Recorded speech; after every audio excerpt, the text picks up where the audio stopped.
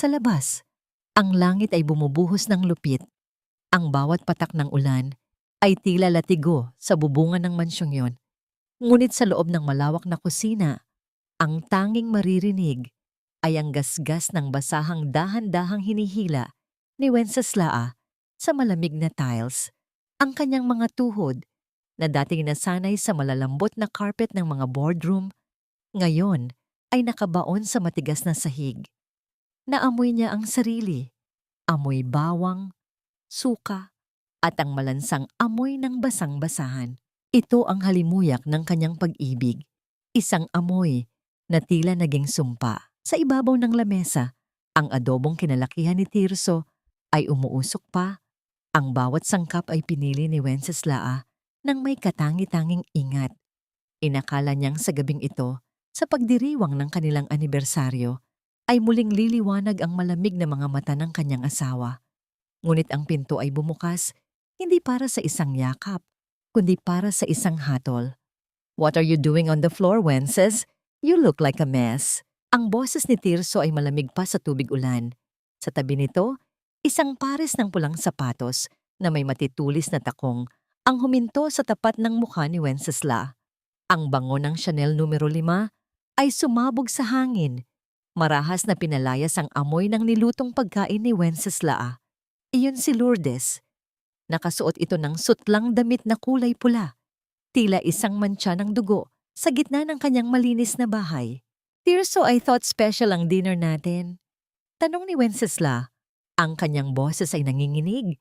Hindi dahil sa lamig, kundi dahil sa isang uri ng hiya na nanunuot sa kanyang "It is special, Wences, because starting tonight, dito natitira si Lourdes," sagot ni Tirso habang hinahawi ang basang buhok mula sa kanyang noo. "She is pregnant.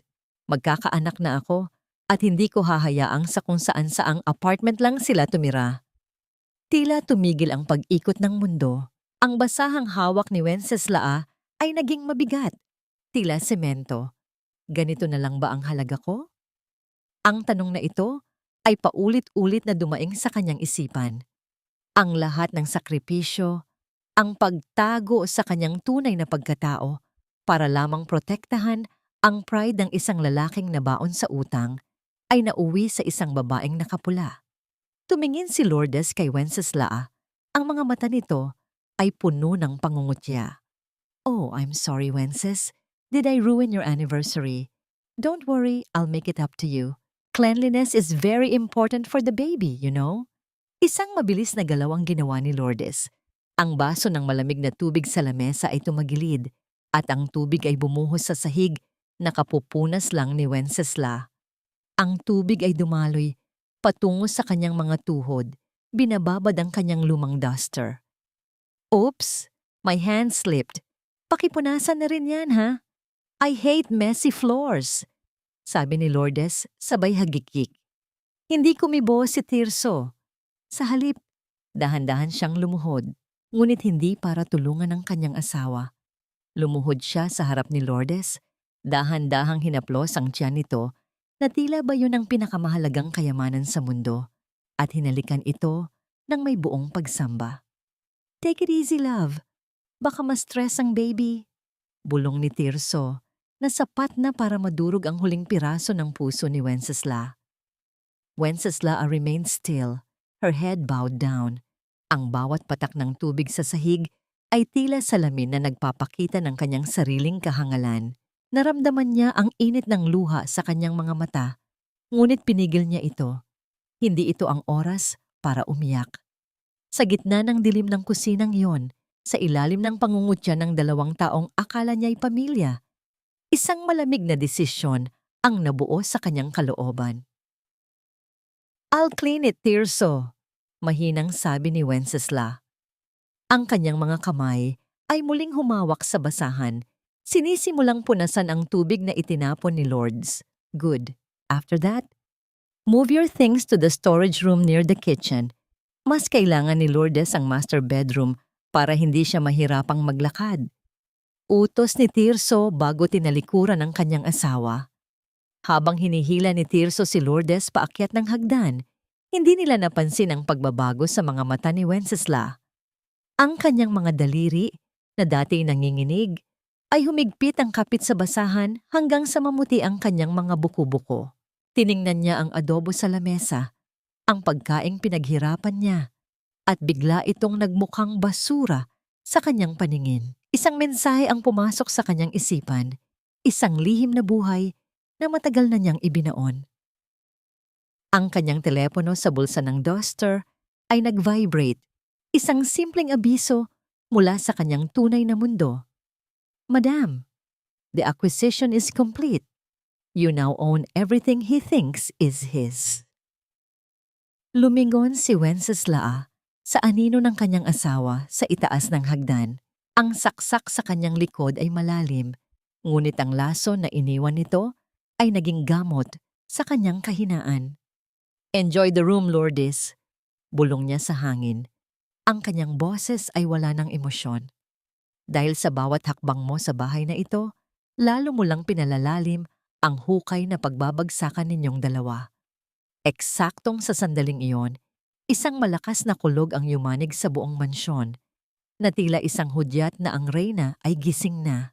Ang silid na imbakan ay amoy alikabok, lumang dyaryo, at naphthalene balls, isang amoy na tila nanunuot sa bawat hibla ng suot ni Wenceslao. Wala itong bintana. Tanging isang maliit na awang sa ilalim ng pinto ang nagbibigay ng kakaunting liwanag mula sa pasilyo. Dito, sa gitna ng mga sirang silya at mga kahong puno ng nakalimutang alaala, inilatag ni Wenceslao ang isang manipis na banig sa matigas na semento. Ramdam niya ang lamig na gumagapang mula sa sahig patungo sa kanyang likuran, isang paalala na sa bahay na ito, siya ay hindi na asawa, kundi isang kagamitang itinabi na dahil wala ng silbi. Ang katahimikan ng gabi ay binasag ng tunog ng marahang pagkatok, hindi ang marahas na katok ng isang kaaway, kundi ang banayad at mapagpanggap na katok ni Doña Caridad.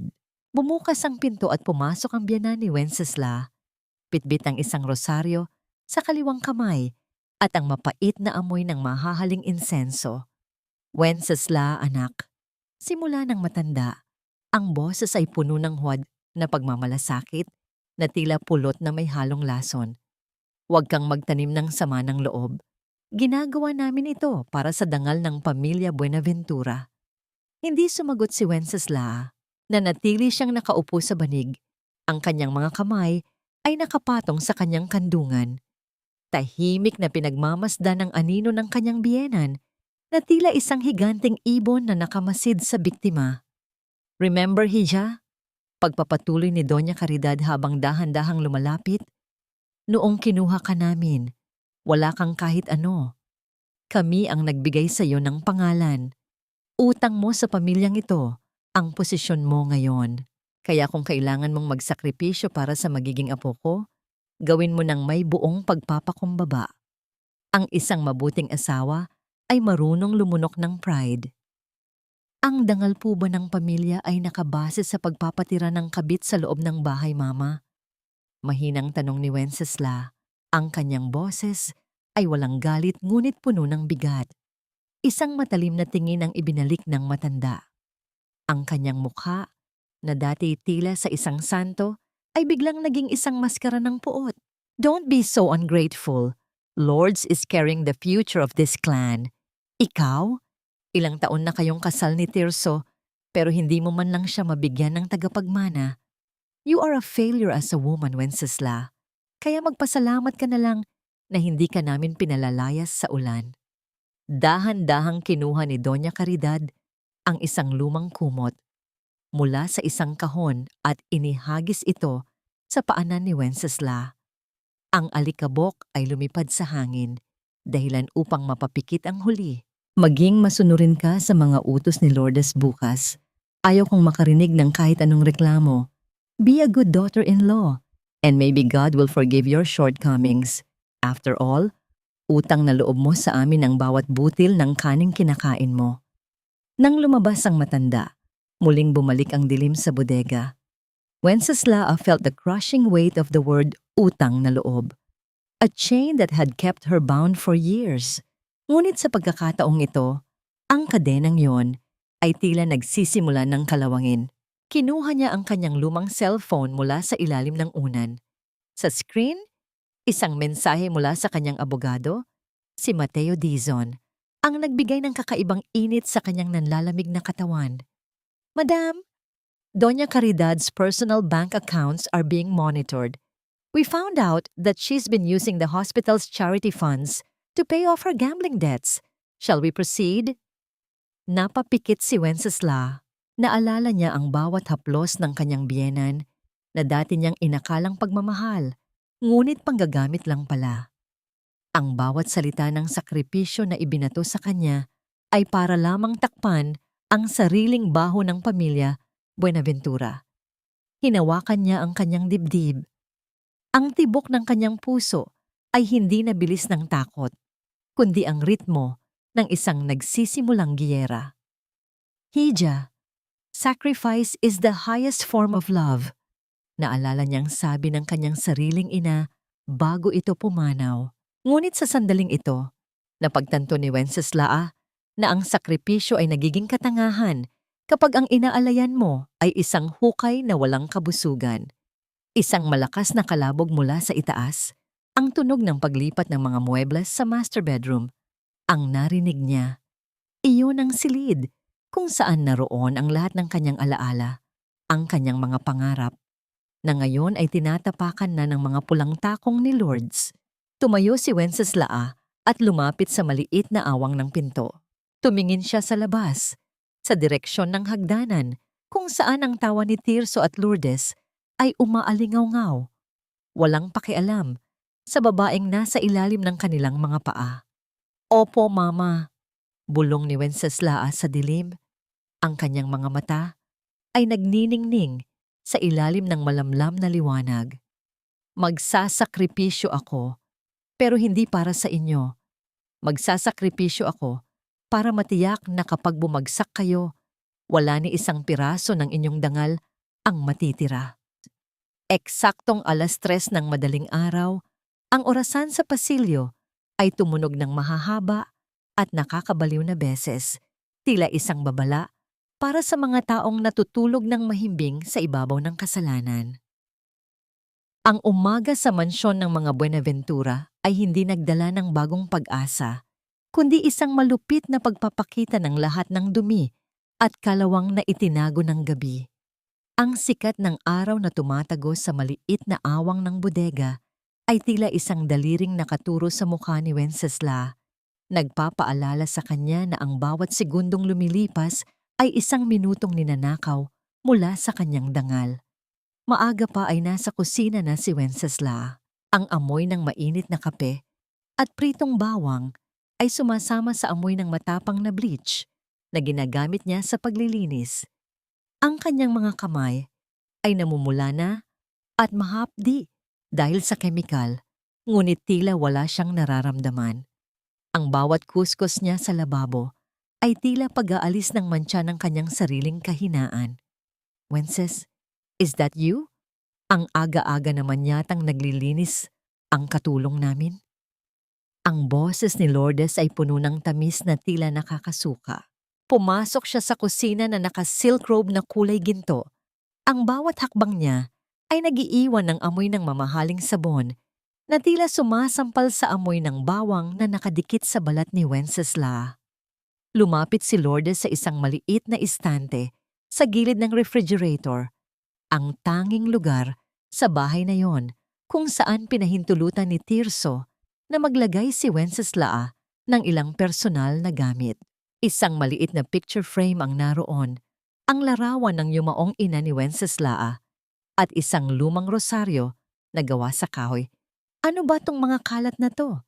This doesn't match the aesthetics of the house anymore, sabi ni Lourdes habang dinidiri ang hinahawakan ng frame gamit ang dalawang daliri. Huwag mong hawakan yan, Lourdes, mahinang sabi ni Wenceslao. Ang kanyang tinig ay tila bulong ng hangin bago ang bagyo. Excuse me? Are you talking back to me? Isang mapanguyam na ngiti ang sumilay sa labi ni Lourdes. Tirso said I can redecorate the whole house at ang mga lumang gamit na ganito sa basurahan ng bagsak. Bago pa makakilos si Wencesla, binitawan ni Lourdes ang frame. Ang tunog ng pagkabasag ng salamin sa malamig na tiles ay umalingaw-ngaw sa buong kusina.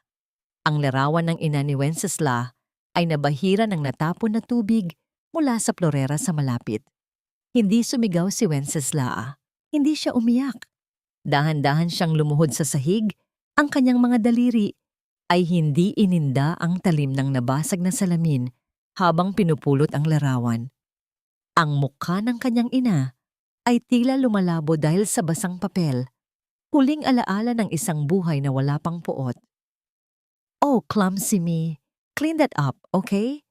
Ayaw kong may masugatan ng paa ko habang naglalakad," sabi ni Lourdes bago tinalikuran si Wencesla habang tumatawa ng mahina. Wencesla remained on the floor, holding the wet photo. Her heart didn't break. It hardened.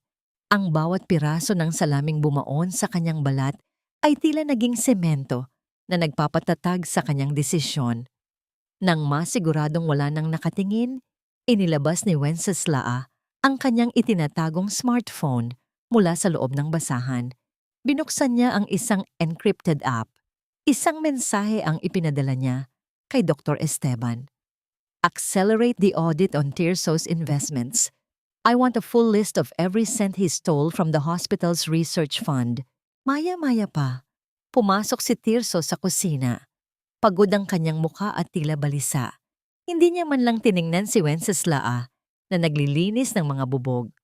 Ang kanyang mga mata ay nakatuon sa isang maliit na drawer kung saan alam niyang itinatago ni Wencesla ang isang lumang passbook, ang savings na naipon nito mula sa mga sideline na pagtatahi at pagtitinda ng kung ano-ano. "Wences, nasaan ang passbook mo? I need some cash for the new project," diretsahang sabi ni Tirso. Ang kanyang boses ay walang bakas ng hiya. "Tirso, yun na lang ang natitira sa akin. Para sa gamot ko sana yan at kung anong kailangan sa bahay." Pagsisinungaling ni Wencesla, nais subukan kung hanggang saan ang kawalang hiyaan ng asawa. "Don't be selfish. You're living here for free, aren't you? Utang na loob mo sa amin ang bubong na ito. At saka, kailangan ni Lourdes ng bagong bag para sa check-up niya bukas. She needs to look respectable." Sa harap mismo ni Wencesla, kinuha ni Tirso ang passbook mula sa drawer. Hindi niya alam na ang passbook na yon ay isang pain lamang. Isang account na sadyang inilagay ni Wencesla para masubaybayan ang bawat huling sentimo na gagastusin ni Tirso sa kanyang mga kasalanan. "I'll pay you back soon," sabi ni Tirso. Isang pangakong kasing hungkag ng kanyang pagkatao bago mabilis na lumabas ng kusina. Naiwan si Wencesla sa gitna ng basag na salamin at amoy ng bleach. Tumingin siya sa kanyang mga kamay na may bahid ng dugo mula sa maliit na hiwa. Isang mapait na ngiti ang gumuhit sa kanyang mga labi. "Sige Tirso, gastusin mo ang lahat ng akala mo ay sa akin," bulong niya sa sarili. Dahil sa bawat pisong mawawala sa account na yan, lalo mong pinapatunayan sa korte na wala kang ibang ginawa kundi magnakaw. Sa labas, ang huni ng mga ibon ay tila isang babala. Ang mga anino sa mansyon ng mga Buenaventura ay unti-unting humahaba, tila mga kamay na handang sumakal sa sinumang mapanlinlang na natutulog sa loob nito. Ang loob ng mansyon ay punong-puno ng halakhak na tila mga patalim na sumusugat sa katahimikan ng gabi. Ang amoy ng mamahaling wine at litson ay humahalo sa halimuyak ng mga bulaklak na kinuha sa pinakamahal na florist sa Makati. Ngunit sa likod ng marangyang tagpong ito, sa madilim at mainit na kusina, ang bawat hininga ni Wencesla ay lasa ng usok at pait. Ang kanyang mga kamay, na dati humahawak ng panulat upang pumirma ng mga kontratang nagpapatakbo sa ekonomiya, ngayon ay nanginginig habang binubuhat ang mabigat na tray ng mga kristal na baso. Ang bawat hakbang niya ay tila isang paglalakad sa ibabaw ng nagbabagang uling. "Wences, faster!" Ang mga bisita ay naghihintay na sa kanilang drinks. "Napakabagal mo talaga," sigaw ni Tirso mula sa dining room. Ang kanyang boses ay puno ng pagmamalaki. Tila ipinapakita sa kanyang mga kaibigang negosyante na siya ang hari sa loob ng pamamahay na ito. Lumabas si Wenceslao. Ang kanyang ulo ay nakayuko. Ang kanyang lumang uniforme ay may mantsa ng mantika na tila isang simbolo ng kanyang pagpapakababa. Habang inilalagay niya ang mga baso sa harap ng mga bisita, naramdaman niya ang matatalim na tingin ni Lourdes at Doña Caridad. You know everyone, pagmamayabang ni Tirso habang itinataas ang kanyang baso ng alak, ang Monteverde Medical Group ay malapit na nating makuha. My sources say the chairman is looking for a strong partner. At sino pa ba ang mas karapat-dapat kundi ang mga Buenaventura? Isang mapait na ngiti ang dumaan sa mga labi ni Wenceslao habang ibinubuhos ang tubig sa baso ng asawa. Ang lalaking ito, na hindi man lang alam kung paano magbasa ng isang financial statement ng tama, ay nangangarap na hawakan ang kumpanyang binuo niya sa loob ng maraming taon. Oh, Tirso, darling, I'm sure they will be honored to work with you, sabi ni Lourdes habang hinahaplos ang braso ni Tirso. And once the deal is closed, maybe we can hire a real butler? Medyo mabagal kasi itong special help mo ngayon. Nagtawanan ang mga bisita. Ang bawat tawa ay tila isang hampas ng latigo sa likod ni Wenceslao. Naramdaman niya ang init ng hiya. Ang hiya na dapat sana ay para sa kanila. Ngunit siya ang pumapasan. Ang pawis sa kanyang noo ay tumulo. At bago pa niya ito mapunasan, isang matandang ginang sa dulo ng lamesa, si Madam Sylvia, isang kilalang socialite at dating kliyente ng Monteverde Group, ang tumitig ng matagal sa kanya. Tumigil ang mundo ni Wenceslao. Alam niyang kilala siya ni Madam Sylvia. Sa isang gala sa Forbes Park, 3 taon na ang nakakaraan. Sila ang magkatabi sa presidential table. Wait a minute, sabi ni Madam Sylvia. Ang kanyang boses ay pumutol sa ingay ng tawanan. Inayos niya ang kanyang salamin at masusing pinagmasdan ang mukha ni Wenceslao na puno ng dumi at pagod. Madam Sylvia, is something wrong with the food? Tanong ni Doña Caridad. Ang boses ay puno ng kaba. No, it's not the food, sagot ni Madam Sylvia. Ang kanyang mga mata ay nanatiling nakatuon kay Wenceslao. It's just your maid. She looks remarkably like someone I met before. Someone very powerful. Someone from the Monteverde family. Natahimik ang buong silid. Naramdaman ni Wenceslao ang pagtigil ng pintig ng kanyang puso. Ang lamig ng aircon ay tila naging yelo sa kanyang balat. Tumingin si Tirso kay Wenceslao. Pagkatapos ay kay Madam Sylvia. At humalakhak ng malakas. Isang halakhak na puno ng pangungutya. Madam Sylvia, baka po nagkakamali kayo ng tingin. This woman, a Monteverde? Malayo sa katotohanan, sabi ni Tirso habang iwinawagayway ang kanyang kamay. Wenceslao is just, well, she's a nobody from a province. We took her in out of pity. Utang na loob niya sa amin ang lahat, kaya heto siya ngayon, nagsisilbi. Hindi lumingon si Wenceslao. Ang kanyang mga mata ay nanatiling nakatingin sa sahig, sa tapat ng sapatos ni Tirso na binili gamit ang perang ninakaw nito mula sa kanyang sariling asawa. Is that so?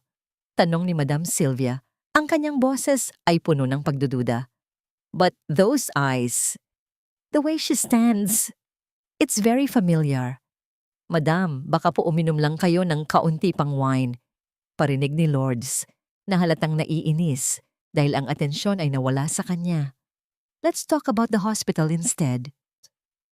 Habang nagpapatuloy ang usapan, dahan-dahang umatras si Wenceslao patungo sa kusina.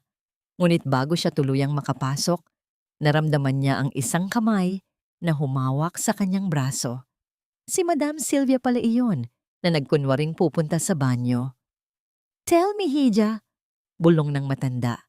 Ang kanyang mga mata ay puno ng katalinuhan. Why is a queen scrubbing the floors of a peasant's house?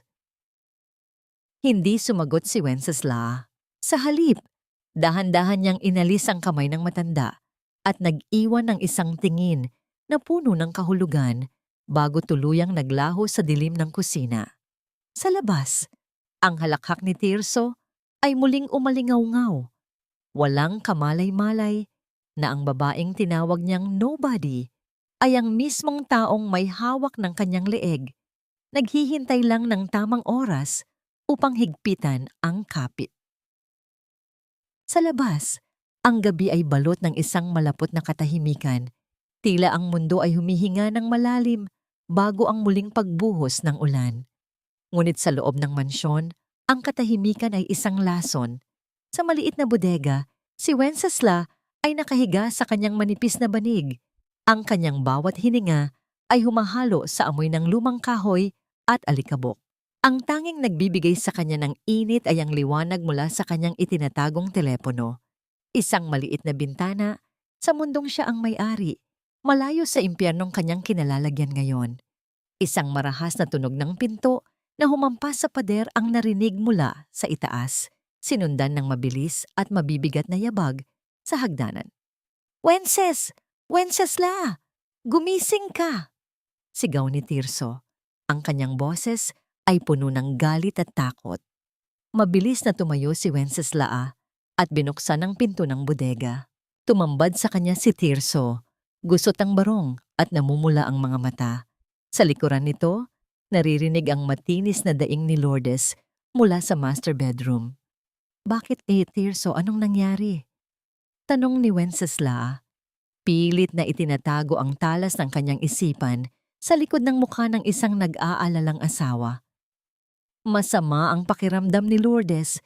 Sumasakit ang tiyan niya. "Kasalanan mo to. Siguro may inilagay ka sa pagkaing inihain mo kanina." Bulyaw ni Tirso habang dinuduro ang asawa. "Lumabas ka ngayon din. Pumunta ka sa butika sa kanto. Bilan mo siya ng gamot. Now." "Tirso, malakas ang ulan sa labas. At oras na ng gabi." Mahinang sagot ni Wencesla. "Wala akong pakialam. My child is in danger. Utang na loob mo sa amin ang manatili rito, kaya gawin mo ang utos ko."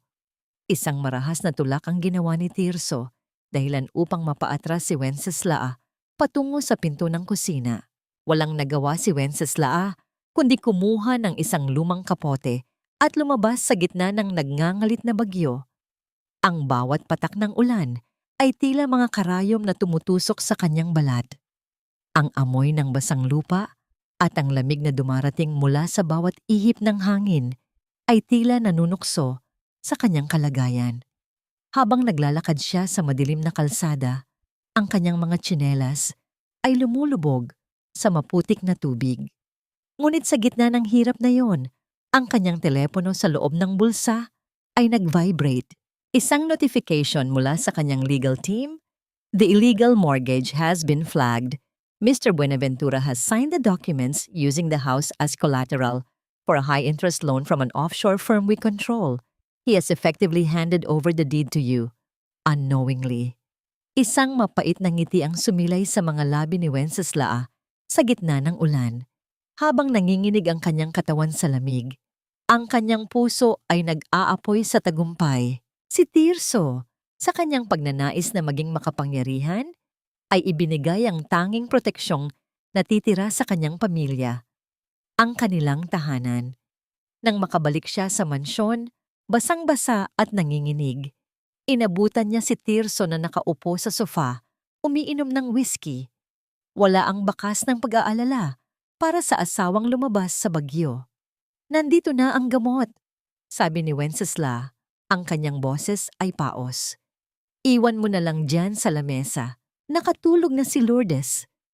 Walang ganang sagot ni Tirso nang hindi man lang siya tinitingnan. "And by the way, don't bother going back to that room upstairs. Starting tomorrow, we're renovating the whole wing. You stay in the storage until I say otherwise."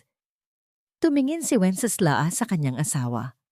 Ang lalaking ito ay hindi man lang nag-abalang mag-alok ng tuyong tuwalya o magtanong kung ayos lang ba siya. Ang tanging nakikita ni Tirso ay isang kasangkapan na tapos nang gamitin. "Tirso," tawag ni Wencesla.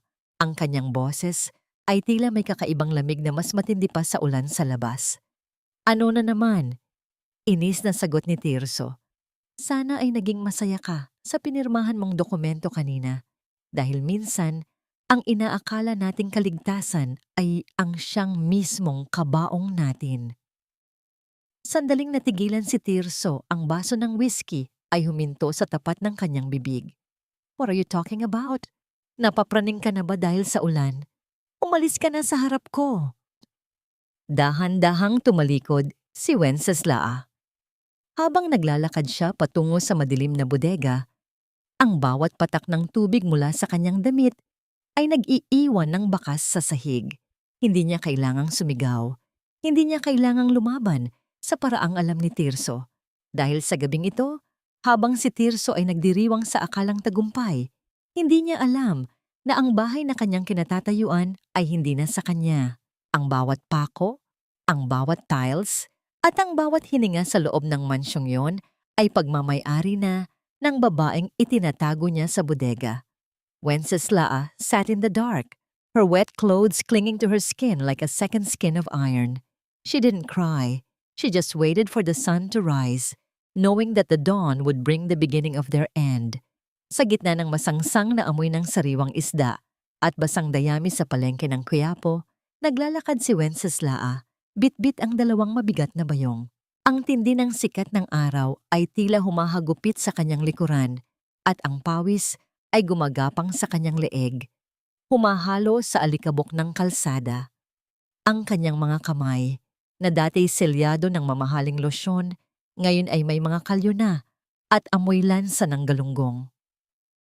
Inutusan siya ni Lourdes na mamalengke ng pinakamurang sangkap para sa hapunan, habang ang perang itinira ni Tirso ay ibinigay rito para pambili ng alahas. Sa isang madilim na sulok sa pagitan ng mga tumpok ng gulay, isang lalaking naka-Amerikana ang nakatayo. Tila isang banyaga sa gitna ng kaguluhan ng palengke. Iyon si Dr. Esteban Cruz. Nang makita niya si Wenceslao, ang babaeng itinuturing niyang bayani at pinuno, na nagkakabuhol ang mga daliri sa bigat ng plastik, tila may kung anong tumarak sa kanyang dibdib. Chairman, hindi ko kayang makita kayong ganito, bulong ni Esteban habang mabilis na lumalapit. Agad niyang kinuha ang mga bayong mula sa mga kamay ni Wenceslao. Esteban, bitawan mo yan. Baka may makakita sa atin. Mahinang saway ni Wenceslao. Ang kanyang mga mata ay pilit na umiiwas. Dito, ako ay isang katulong lang. Huwag mong sirain ang palabas. Palabas? Chairman, halos hindi na kayo makilala. Look at your hands. Ang mga kamay na nagligtas sa libu-libong pasyente ngayon ay puno ng sugat mula sa pagkayod sa bahay ng lalaking iyon. Ang boses ni Esteban ay nanginginig sa puot at awa. Dahan-dahang kinuha ni Esteban ang kamay ni Wenceslao. Sa gitna ng ingay ng mga nagtitinda at sigawan ng mga mamimili, yumukod ang doktor at idiniit ang kanyang noo sa likod ng palad ng babae. Isang hudyat ng wagas na katapatan. Ngunit mabilis na binawi ni Wenceslao ang kanyang kamay. Ang kanyang puso ay kumikirot sa hiya. Don't, Esteban. Hindi na ako ang reynang kilala mo. At least, hindi pa sa ngayon. Sabi ni Wenceslao, sabay ayos ng kanyang lumang panyo sa ulo. The board is ready, madam. Pag-uulat ni Esteban, ang kanyang boses ay naging seryoso at profesional. Tirso has been funneling the hospital's research funds into his personal dummy accounts. He thinks he's clever. He's planning to propose a merger tomorrow, thinking he can swallow the Monteverde Group from within. Let him. Malamig na tugon ni Wenceslao. Isang matalim na liwanag ang sumilay sa kanyang mga mata. Hayaan mong isipin niyang nasa rurok na siya ng tagumpay. The higher he climbs, the more fatal the fall will be. Esteban, siguruhin mong lahat ng doktor sa board meeting bukas ay naroon. I want a full audience for his ultimate humiliation. What about the mistress, madam? Our initial tests on her records show some inconsistencies. Dagdag ni Esteban. Don't worry about Lourdes. Ang kasinungalingan ay parang anay. Unti-unti nitong kinakain ang pundasyon hanggang sa isang araw, guguho na lang ang lahat nang walang babala. Pagkabalik ni Wenceslao sa mansyon, inabutan niya si Tirso na abalang-abala sa pag-aayos ng kanyang mamahaling suit. Ang mukha nito ay nagniningning sa tuwa, tila nanalo sa loterya. Isang puting sobre na may selyo ng Monteverde Medical Group ang nakapatong sa lamesa. "Wences, look at this!" Sigaw ni Tirso, hindi man lang napansin ang mga pasadong galos sa braso ng asawa. "The chairman of Monteverde finally noticed me. I have an urgent meeting tomorrow at the hospital's VIP boardroom. This is it. Magiging bilyonaryo na tayo at hindi mo na kailangang magmukhang basahan." "Congratulations, Tirso!" Mahinang sabi ni Wenceslao habang inilalagay ang mga biniling isda sa lababo. "Sana ay maging handa ka sa kung anong naghihintay sa'yo sa boardroom na yan." "Of course, I'm ready. I've worked hard for this." Pagmamayabang ni Tirso, sabay halik sa hangin. "Lourdes, honey, get ready. Sasama ka sa akin bukas. Ipakikita natin sa kanila kung sino ang bagong hari ng Monteverde."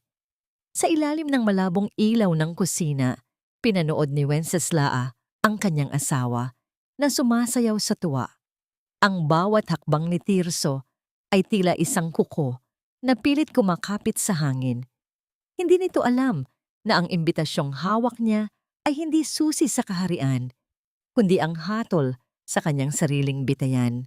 Wenceslao turned back to the sink, her reflection on the dirty water showing a woman who had finally found her strength. Bukas, ang amoy ng lansa at bawang ay mapapalitan ng amoy ng katarungan.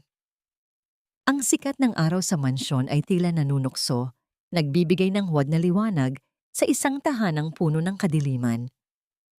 Sa itaas ng hagdanan, si Lourdes ay nakasuot ng isang hapit na asul na damit. Ang kanyang mga kuko ay bagong gawa at ang kanyang buhok ay maingat na inayos para sa dakilang araw ni Tirso sa boardroom. Sa ibaba, si Wenceslao ay nakaluhod. Muling pinapakintab ang mga baitang ng hagdanan gamit ang basahan at floor wax. Ang bawat kuskus niya ay tila isang ritual ng pagtitimpi. Ang amoy ng wax ay matapang, humahalo sa amoy ng pawis na namumuo sa kanyang noo. "Wences, dalian mo riyan. Malapit na kaming umalis." Sigaw ni Tirso mula sa dining room habang tinitingnan ang kanyang mamahaling relo. Pababa na si Lourdes nang bigla itong tumigil sa gitna ng hagdanan. Isang mapanlinlang na ngiti ang sumilay sa kanyang mga labi habang nakatingin sa nakayukong likod ni Wenceslao. "Oh my God! Tirso, tulong!" Ang sigaw ni Lourdes ay pumunit sa katahimikan. Hindi siya nahulog, kundi sadyang itinulak ang sarili pababa ng 2 baitang at maingat na bumagsak sa carpeted na bahagi habang ang kanyang kamay ay nakahawak sa kanyang tiyan. Mabilis na tumakbo si Tirso patungo sa hagdanan. Ang kanyang mukha ay namumutla sa takot. "Lourdes, anong nangyari? My baby!"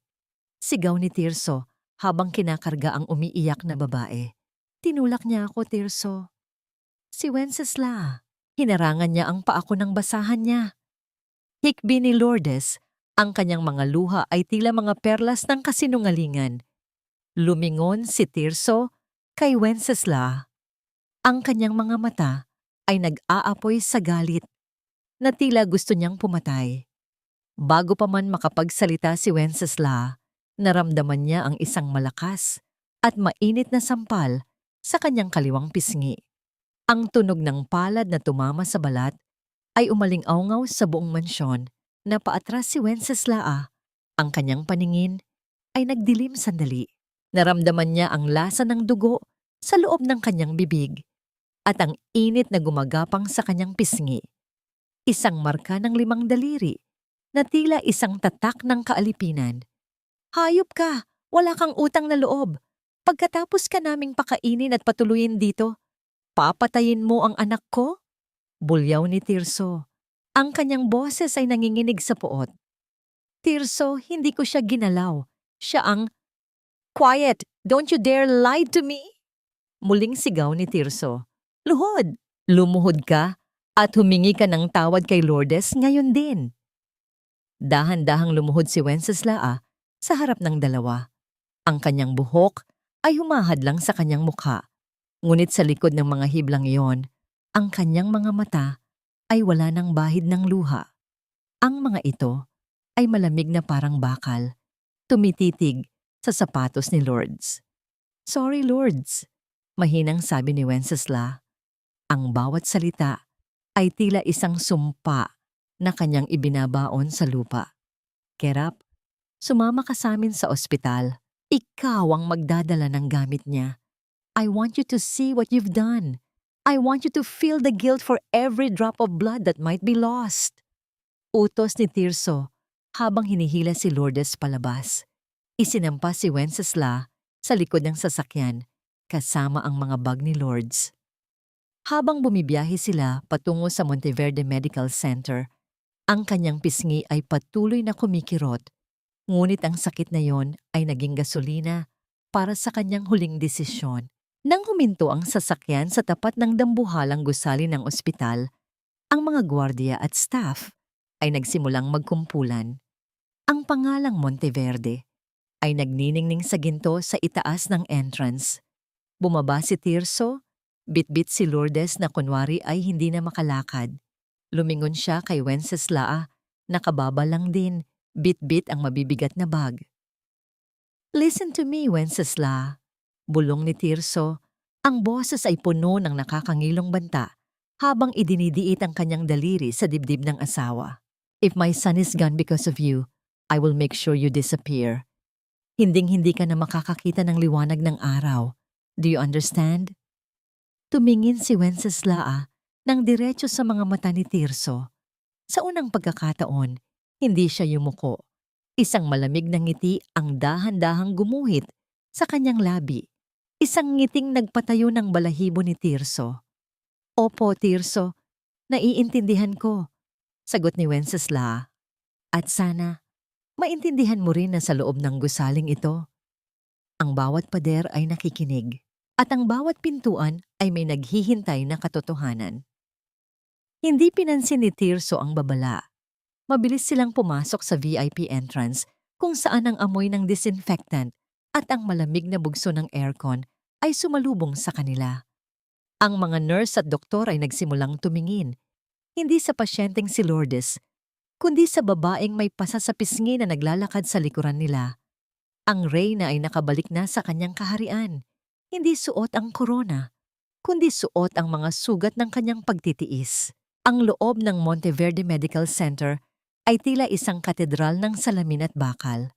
Malamig, malinis, at puno ng amoy ng mamahaling disinfectant na humahalo sa bango ng mga sariwang bulaklak sa labi. Ang bawat hakbang ni Tirso at Lourdes sa makintab na puting tiles ay nag-iiwan ng tunog na tila nagmamay-ari sila ng bawat sulok ng gusaling ito. Sa likuran nila, si Wencesla ay naglalakad ng dahan-dahan, bitbit ang dalawang mabigat na bag ni Lourdes. Ang kanyang pisngi ay nagsisimula ng mamaga at magkulay ube sa ilalim ng malakas na puting ilaw ng ospital. Nararamdaman niya ang matitinding tingin ng mga gwardiya at mga nurse na nakatayo sa reception desk.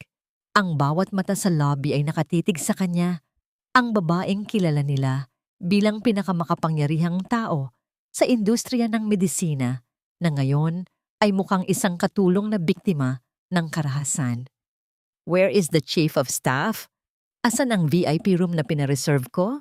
Ying sigaw ni Tirso habang hinahampas ang counter ng reception. Ang asawa ko ay dumaranas ng emergency. My son is in danger. Do you know who I am? Ang head nurse, si Nurse Elena, ay napatayo. Ang kanyang mukha ay namumutla. Hindi dahil sa takot kay Tirso, kundi dahil sa nakita niyang kalagayan ni Wencesla. Napahawak siya sa kanyang dibdib. Ang kanyang mga kamay ay nanginginig habang nakatingin sa pasa sa mukha ng kanilang chairman. I'm sorry, sir. We were not informed na... Nauutal na sabi ni Nurse Elena. Ang kanyang mga mata ay pabalik-balik kay Wenceslao na tila humihingi ng instruksyon. You weren't informed? I am Tirso Buenaventura. I'm here for a meeting with the board later. Ngayon, bigyan niyo kami ng pinakamagandang suite bago ko pa ipasara ang ospital na to.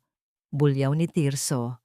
Sa likuran, si Lourdes ay naglalabas ng mga pekeng daing ng sakit, nakahawak sa kanyang tiyan habang nakasandal sa balikat ni Tirso. Darling, ang sakit. Parang mawawala ang baby. Bilisan niyo naman. Wences! Ano pang tinatayo-tayo mo riyan? Halika rito at alalayan mo si Lourdes. Utos ni Tirso, sabay hila sa braso ni Wenceslao. Dahil sa bigat ng mga bag at sa hapdi ng kanyang pisngi, bahagyang nawalan ng balanse si Wenceslao. Eksaktong sa sandaling iyon, ang mga automatikong pinto ng VIP elevator ay bumukas. Lumabas si Dr. Esteban Cruz kasama ang 5 iba pang matataas na opisyal ng ospital. Ang kanilang mga mukha ay seryoso, tila mga sundalong handa sa giyera. Nang makita ni Tirso si Dr. Esteban, isang mayabang na ngiti ang sumilay sa kanyang mga labi. Akala niya ay ito na ang sandali ng kanyang pagkilala. Dr. Esteban, sakto ang dating niyo. My wife needs the VIP suite immediately. At itong katulong ko, pakisabihan nga na bilisan ng kilos. Napakabagal, sabi ni Tirso habang itinuturo si Wenceslao nang may pangungutya. Tumigil si Dr. Esteban sa harap ni Tirso. Ngunit hindi siya tumingin sa lalaki. Ang kanyang paningin ay nakatuon lamang sa pasa sa pisngi ni Wenceslao. Ang kanyang mga kamao ay nakakuyom sa kanyang gilid. Ang kanyang panga ay tila babaliin sa tindi ng pagpipigil ng galit. Dahan-dahang lumapit si Dr. Esteban kay Wenceslao. Kinuha niya ang mga mabigat na bag mula sa mga kamay nito at ibinigay sa isang naghihintay na nurse. Pagkatapos, sa gitna ng mataong lobby, sa harap ni Tirso na nakanganga at sa harap ng lahat ng mga pasyente at staff, si Dr. Esteban Cruz ay yumukod ng malalim. Madam, we have been waiting for you. Ang boses ni Esteban ay mababa, ngunit umaalingaw-ngaw sa buong silid. Hindi lang si Esteban, ang 5 opisyal sa likuran niya, ang mga nurse sa reception, at pati ang mga gwardiya sa pinto ay sabay-sabay na tumayo ng tuwid at yumukod ng may buong paggalang. Good morning, Chairman Monteverde. Sabay-sabay nilang bati. Tila tumigil ang paghinga ni Tirso. Ang kanyang kamay na nakahawak sa balikat ni Lourdes ay dahan-dahang nanginginig hanggang sa malaglag ito. Tumingin siya kay Wenceslao, ang babaeng pinagsuot niya ng duster, ang babaeng pinatulog niya sa bodega, at ang babaeng sinampal niya kanina lang. Dahan-dahang itinaas ni Wenceslao ang kanyang ulo. Inayos niya ang kanyang gusot na buhok at pinunasan ng mantsa ng dugo sa sulok ng kanyang labi. Ang kanyang mga mata, na dati puno ng pagtitiis, ngayon ay nagniningning sa isang uri ng awtoridad na tila kayang magpabagsak ng isang imperyo. Tirso, tawag ni Wenceslao. Ang kanyang boses ay tila isang malamig na talim na humihiwa sa hangin. Welcome to my hospital. I hope you find the service unforgettable. Ang mukha ni Tirso ay nawalan ng kulay, tila isang bangkay na nakatayo. Si Lourdes naman ay biglang napatayo ng tuwid, nakalimutan ng kunwaring sakit sa tiyan, habang ang kanyang mga mata ay nanlalaki sa takot. Si Chairman, Wences, anong ibig sabihin nito? Nauutal na tanong ni Tirso. Ang kanyang boses ay naging isang mahinang squeak. It means, Tirso, sabi ni Wenceslao habang dahan-dahang lumalapit sa kanya, na ang bawat pisong ginastos mo, ang bawat kasinungalingang sinabi mo, at ang bawat sampal na ibinigay mo ay may katapat na resibo at ngayong umaga, oras na para magbayad ka.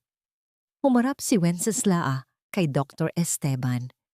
Doctor, please take the patient to the diagnostic wing. I want a full, unedited ultrasound now. Isang mabilis na tingin ang ipinukol ni Wenceslao kay Lourdes, na tila isang tigre na nakatingin sa isang daga. Ang laro ay tapos na at ang tunay na reyna ay muling nakaupo sa kanyang trono. Sa loob ng diagnostic wing, ang hangin ay tila naging yelo. Ang bawat paghinga ni Tirso ay naging isang hirap na gawain. Habang si Lourdes ay pilit na kumakapit sa gilid ng stretcher, ang kanyang mukha ay kasing puti ng telang nakatakip sa kanya. Ang amoy ng antiseptic ay naging mas matapang, tila isang kemikal na nagpapaluwag sa dikit ng kanilang mga maskara. "Doctor, there must be some mistake. My wife is pregnant. We have the laboratory results." Sigaw ni Tirso, ngunit ang kanyang boses ay nanginginig. Wala na ang dating bangis. Si Dr. Esteban ay hindi kumibo. Lumapit siya sa ultrasound machine. Ang kanyang mga galaw ay dahan-dahan at puno ng awtoridad. Inilapat niya ang malapot at malamig na likido sa tiyan ni Lourdes. Ang tiyan na ilang buwan nang hinahaplos ni Tirso ng may buong pag-asa.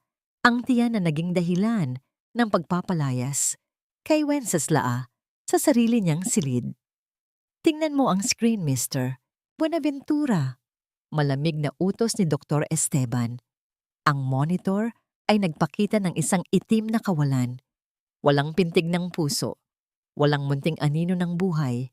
Tanging ang mga lamang loob ni Lourdes ang makikita sa loob ng madilim na imahe. Walang baby?" Bulong ni Tirso. Ang kanyang mga mata ay pabalik-balik mula sa monitor patungo sa mukha ni Lourdes. "Lourdes, anong ibig sabihin nito? Sabi mo 3 buwan na? Sabi mo naramdaman mo na ang sipa niya?" Si Lourdes ay hindi makatingin ng diretso. Ang kanyang mga kamay ay nanginginig. Pilit na tinatakpan ang kanyang mukha. "Darling, baka nawala. Dahil sa pagkakahulog ko kanina. Si Wenceslao! Kasalanan ni Wenceslao!" Isang mahinang halakhak ang narinig mula sa pintuan. Naroon si Wenceslao, nakasandal sa hamba ng pinto. Ang kanyang mga braso ay nakahalukip-kip. Ang pasa sa kanyang pisngi ay tila isang medalya ng karangalan kaysa sa isang marka ng kahihiyan.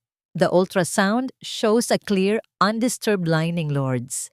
Walang senyales ng pagkabuo ng fetus at lalong walang senyales ng miscarriage, sabi ni Wenceslao habang dahan-dahang lumalapit.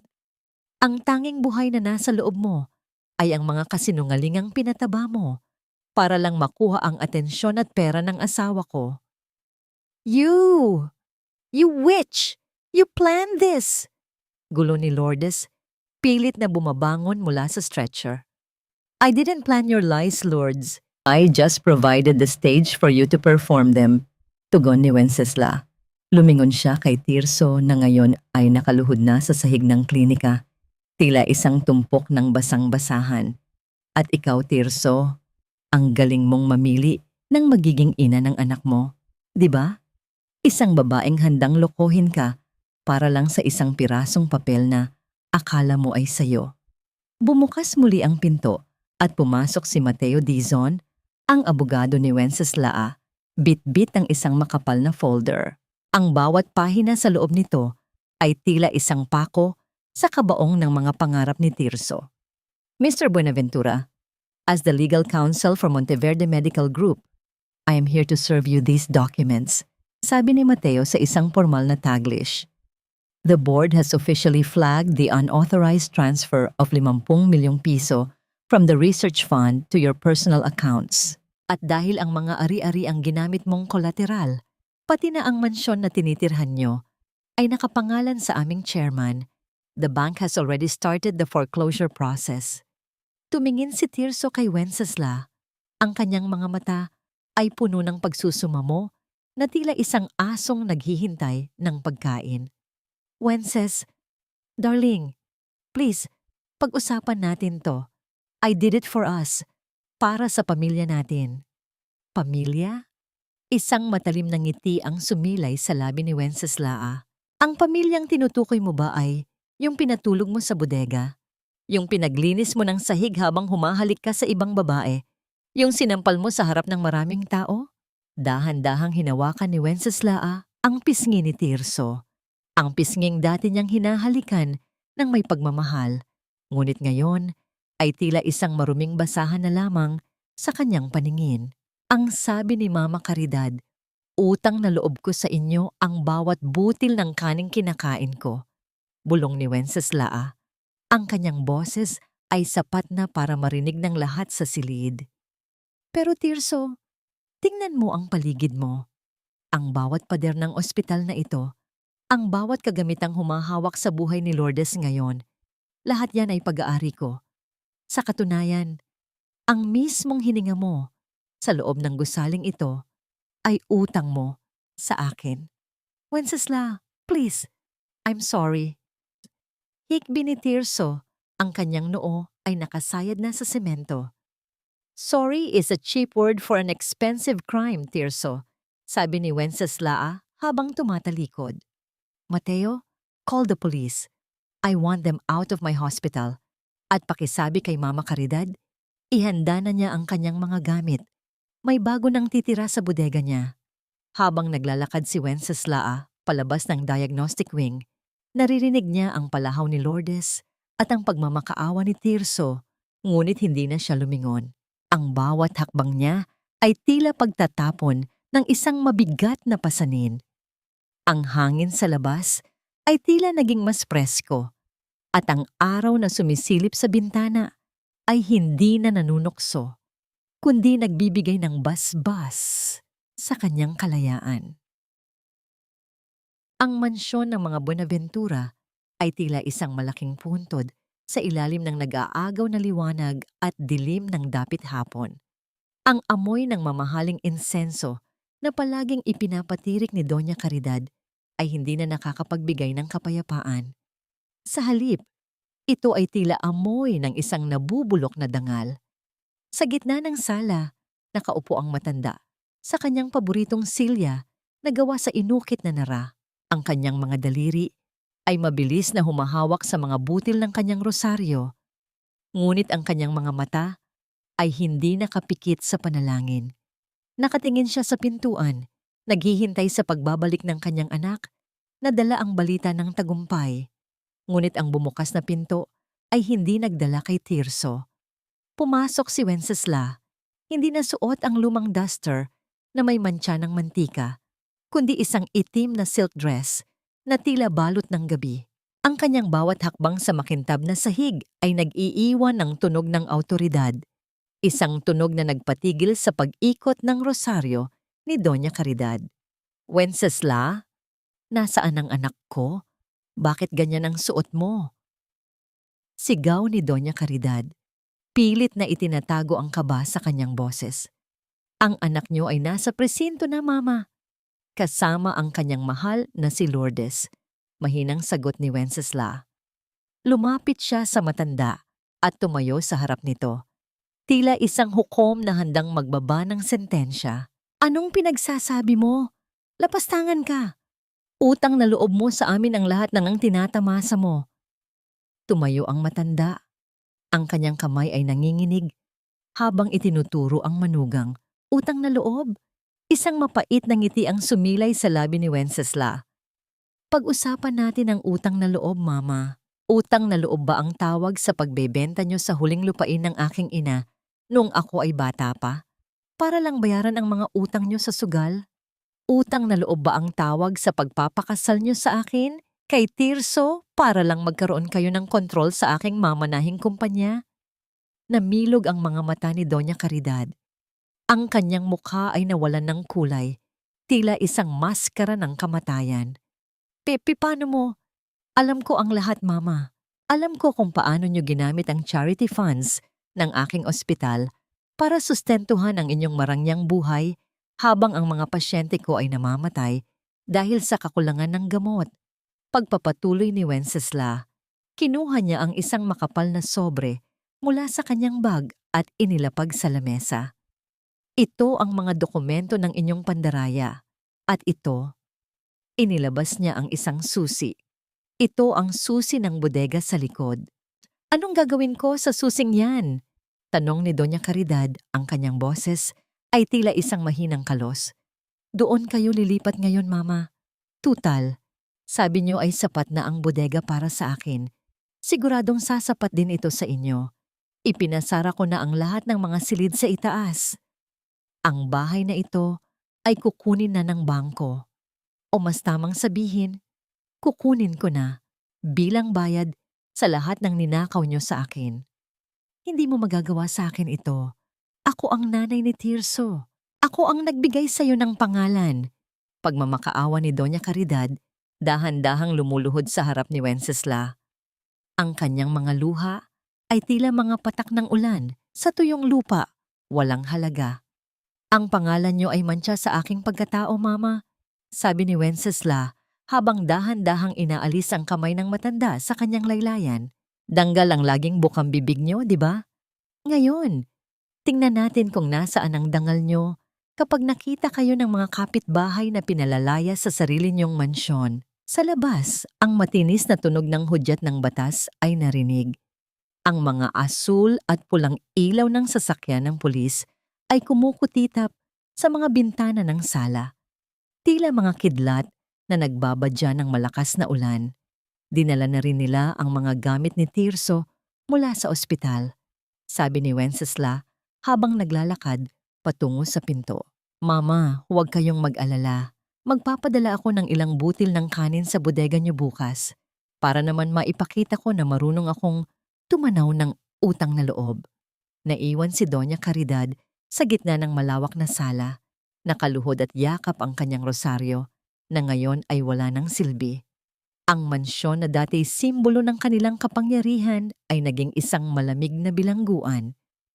Wencesla stepped out into the night air. For the first time in years, the smell of the rain didn't feel heavy. It felt like a cleansing bath. She looked at the moon, hidden behind the clouds, and felt a deep, quiet peace. The crown of the queen was heavy, but the chains of a victim were far heavier, and tonight, she had finally broken them all. Ang loob ng presinto ay amoy usok ng sigarilyo, luma at pasadong kape, at ang malansang amoy ng pawis ng mga taong nawala na ng pag-asa. Ang ingay ng mga makinilya at ang mahinang bulungan ng mga pulis ay tila mga bubuyog na humuhuni sa paligid ni Tirso. Nakaupo siya sa isang matigas na bangko, ang kanyang mamahaling suit ay gusot-gusot na at may mantsa ng luha at dumi. Ang kanyang mga kamay, na dati sanay humawak ng baso ng whiskey, ngayon ay nakaposas at nanginginig sa lamig ng bakal. Sa kabilang panig ng rehas, si Lourdes ay nagwawala. Ang kanyang maingat na inayos na buhok ay tila pugad na ng ibon, at ang kanyang asul na damit ay may punit na sa gilid. Tirso, gawin mo ang paraan. Sabihin mo sa kanila na wala akong kinalaman sa mga dokumentong yan. You forced me to lie. Sigaw ni Lourdes. Ang kanyang boses ay tila isang matinis na tunog ng nagigit-gitang bakal. I forced you? Ikaw ang nagsabing buntis ka. Ikaw ang kumuha ng pera sa akin para sa baby natin. Balik na sigaw ni Tirso. Ang kanyang boses ay paos na sa kaiiyak. Biglang tumahimik ang buong silid nang bumukas ang pinto. Pumasok si Wencesla, kasama si Mateo Dizon. Ang kanyang presensya ay tila isang malamig na bugso ng hangin na nagpatahimik sa kaguluhan. Suot niya ang isang puting blazer na tila nagniningning sa ilalim ng madilaw na ilaw ng presinto. Dahan-dahan siyang lumapit sa rehas kung nasaan si Tirso. Ang kanyang mga mata ay walang galit, tila nakatingin lamang siya sa isang pirasong basura sa kalsada. Wences! Wences darling! Salamat at dumating ka! Ani Tirso habang pilit na inaabot ang kamay ni Wencesla sa pagitan ng mga rehas. I-withdraw mo ang kaso, please. Magbabago ako. Iiwan ko na si Lourdes. Tayong dalawa lang, di ba? You love me, Wences. Alam ko yon. Tiningnan ni Wencesla ang kamay ni Tirso. Pagkatapos, dahan-dahan siyang kumuha ng isang maliit na lalagyan mula sa kanyang bag. Binuksan niya ito at inilapag sa lamesa sa tapat ni Tirso. Amoy ng panis na pagkain ang biglang humalimuyak sa hangin. Iyon ang adobong niluto ni Wencesla sa unang gabi ng kanilang paghihiwalay. Ang pagkaing hindi man lang tinikman ni Tirso dahil mas pinili nitong halikan ang huwad na tiyan ni Lourdes. "Dinalhan kita ng pagkain, Tirso," mahinang sabi ni Wencesla. "Gusto ko kasing malasahan mo ang bunga ng iyong mga desisyon. Ang pag-ibig na ibinigay ko sa iyo ay parang pagkaing ito. Sariwa at puno ng malasakit noong una, ngunit hinayaan mong mabulok sa iyong harapan habang naghahanap ka ng lason sa labas. Wences, please, huwag ganito." Hikbi ni Tirso. Hindi lang yan ang dala ko. Pagpapatuloy ni Wenceslaa, inabot niya ang isang puting papel kay Mateo na agad namang ibinigay kay Tirso sa loob ng rehas. Iyan ang petition for annulment. At kasama niyan ang mga ebidensya ng iyong adultery at financial fraud. Wala kang makukuha kahit isang kusing sa akin, Tirso. Pati ang pangalang Buenaventura na ipinagmamalaki niyo. Kukunin ko rin ang dangal na iniuugnay niyo rito. Sa sandaling iyon, isang babaeng nakauniporme ng pulis ang lumapit kay Lourdes. "Miss Vergara, mayroon kaming bagong warrant para sa iyo. Isang kaso ng estafa at identity theft mula sa isang lalaki sa Cebu. Mukhang hindi lang si Mr. Buenaventura ang nabiktima mo." Napaupo si Lourdes sa semento. Ang kanyang mukha ay puno ng hilahil. Ang maskara ng kanyang kagandahan ay tuluyan ng natuklap. Inilalabas ang isang babaeng uhaw sa pera at kapangyarihan, ngunit ngayon ay wala ng kahit na ano. "Enjoy your stay, Tirso," sabi ni Wenceslao habang tumatalikod. "Sana ay sapat na ang lamig ng selda na ito para magising ka sa katotohanan. Ang reynang pinaglinis mo ng sahig ay ang siya ring reynang nagtapon sa iyo sa kangkungan. Wencesla, wag mo akong iwan. Wencesla!" Ang palahaw ni Tirso ay umalingaw-ngaw sa buong presinto, ngunit hindi na lumingon ang babae. Habang naglalakad si Wencesla palabas, naramdaman niya ang init ng sikat ng araw sa kanyang mukha. Ang bawat hakbang niya sa semento ay tila isang pagyakap sa kanyang bagong buhay. Ang pait ng kahapon ay naging tamis ng kalayaan. Wencesla breathed in the scent of freedom. It didn't smell like Chanel No. 5 or expensive wine. It smelled like the morning air after a long, dark storm. The queen was finally home, and the kingdom she rebuilt was now made of truth, not lies. Ang hapon ay dahan-dahang lumulubog, nag-iiwan ng kulay ginto at rosas sa malawak na hardin ng Monteverde Medical Center. Hindi na ito ang ulan na naging saksi sa kanyang paghihirap, kundi isang banayad na simoy ng hangin na may dalang amoy ng sariwang damo at mga bulaklak ng sampagita. Ang init ng sikat ng araw sa kanyang balat ay tila isang haplos ng pagpapala. Isang init na hindi nagpapapawis, kundi nagpapakalma sa bawat himaymay ng kanyang pagkatao. Si Wencesla ay nakaupo sa isang puting bangko. Suot ang isang simpleng linen na damit. Ang kanyang mga kamay, na dati puno ng kalyo at amoy ng bleach, ngayon ay malinis at malambot, ngunit may hawak na higit na lakas kaysa noon. Pinagmamasdan niya ang mga pasyente sa malayong bahagi ng hardin. Mga kababaihang tulad niya noon na binibigyan ngayon ng libreng kalinga at pagkakataong muling tumayo. Isang pamilyar na yabag ang narinig niya sa damuhan. Hindi ito ang mabigat at nakakatakot na yabag ni Tirso, kundi ang magaan at magalang na hakbang ni Dr. Esteban Cruz. "Chairman, handa na po ang lahat para sa pagbubukas ng Wenceslas Center for Empowered Women bukas." Pag-uulat ni Esteban, tumayo siya sa tabi ng babae. Ang kanyang mga mata ay puno ng paghanga na higit pa sa pagiging empleyado. Marami nang naghihintay na mga kababaihan. Sabi nila, kayo ang kanilang pag-asa. Isang tipid na ngiti ang sumilay sa mga labi ni Wenceslao. "Hindi ako ang kanilang pag-asa, Esteban. Sila ang sarili nilang pag-asa. Ipinapaalala ko lang sa kanila ang kapangyarihang matagal na nilang itinatago sa ilalim ng kanilang mga duster at basahan." "Kumusta po ang balita sa kanila?" Dahan-dahang tanong ni Esteban, tila nag-aalangan na mantsahan ng katahimikan ng hapon. Tumingin si Wenceslao sa malayo sa direksyon kung nasaan ang mga pader na bakal na nagkukulong sa kanyang nakaraan. Ang huling balitang natanggap niya ay tungkol kay Tirso na nawalan na ng katinuan sa loob ng selda. Patuloy na sumisigaw ng kanyang pangalan sa gitna ng dilim. Si Doña Caridad naman ay nananatili sa bodega. Nabubuhay sa limos na ipinapadala ni Wenceslao. Isang buhay na puno ng hiya sa harap ng mga taong dati niyang hinahamak. Si Lourdes, naglaho na ang kanyang ganda sa likod ng rehas, tila isang rosas na nalanta sa gitna ng kawalan. Ang nakaraan ay parang amoy ng ulan. Esteban, mahinang sagot ni Wenceslao. Nararamdaman mo, pero alam mong lilipas din. Wala na silang kapangyarihan sa akin. Ang galit ay isa ring uri ng kadena at matagal ko na itong kinalas. Dahan-dahang kinuha ni Esteban ang isang maliit na puting rosas mula sa malapit na halamanan at iniabot ito kay Wenceslao. You've finally come home to your true self, Chairman. Hinawakan ni Wenceslao ang rosas. Ang bawat talulot nito ay malinis at walang mantsa. Tila ang kanyang bagong simula. Hindi, Esteban.